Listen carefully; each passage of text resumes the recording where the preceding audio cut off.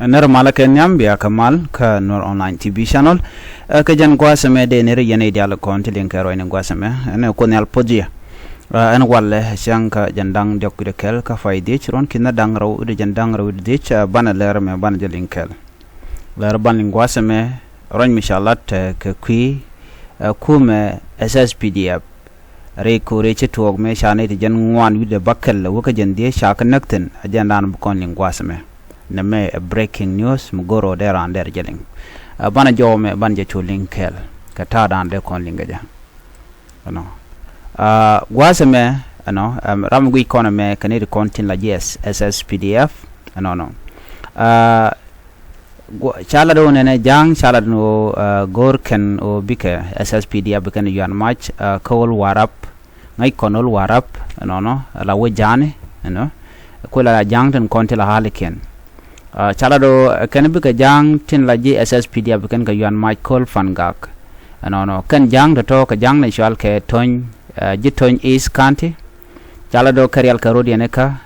ko bi ka ne to la ji SSPDF ke jang ke ne ko ken la ne de konen pinkir me yadit bi kan ka yuan mach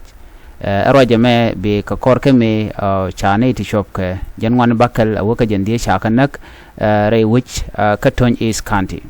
ka kom din ci tok an gwasamo ci tok no bi karodian da kam din karodian kan de kontin la jang kan karodian ajan wona ne ko bineti jan ngwanit bakal bi ga liwke ne jandang di ke jibbon de ko jandang rawi de rawato woni am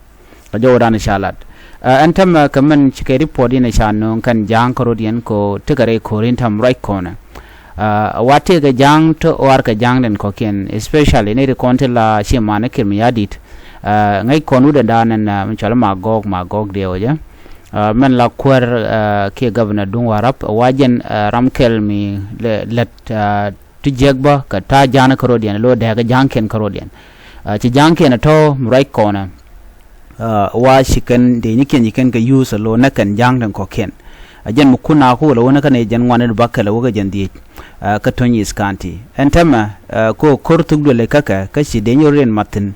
chinetin konti la jang tin te ka tonyi skanti churen alaka lo bikan ol warap bikan yan mach ka jan kor gwada bene ka jawdan shala da lo entama chi korje orar kam jana korodian shikemen sha ngach mi gorjan o bidi diala bika guri te mi diana ko ken biya ga jekten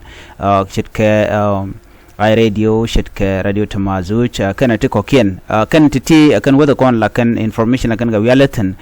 mite ka kore to tanin chikan na gorban wode kala no jang na kan rodian karodian bade tama man chalat la jang nyenken ke de niken la de niken ma yadit ko kan waman tere kan long ku kwari la te ga jang te ken o tele kalore kuma ka kirma yadit ana mo lokan mandan let kire ko kan kirje jan ka jano la kwar ko la bana woy ke shirme shi angan me shange an poinken jiton is county to gwade dane ci korje tokten wa shi ga deini shi kan ga disam deini SSPDF jene shalinga ne shi kan ga daga mane base dung deini ka shi kan nagbo mane jarole ka tele mi shi kirma yadi dalat ba ta ma pan kana pan ga jega pan mo dian ci kore ko to pan longa changa jandang jok jan gwade dane ku kori por linga no ne jandang die shi liu re kormo munyo da jan wo kormedit ka ci deni shi gurin martin antam man tuok aramedane ku masil le topan ngai kone wooden la commissioner dung warap ke dung kanti ke mirten ngwasmo ajara medane kula roje no wen shi donan ke din dangwel cho kula wen no ngai deni chop ke kudang die ka ko de ni kudang de no me shala do gor de ni kudang de chunaiti jandang de chunawliu ka kore alam nyu do cha de ni sha ga jak ku me kirma yadi to wa jang nan ko ken wa kanak so te rai now ala dor jama ka kan jang bore na karodien ko chiga na ngaje gwanu ala kwar ken ten ten am ko na kon ngini dong no wono jang wu kana gwa no karodien lo melat ke kirma yadi no kan diala no shikana no kan diala na me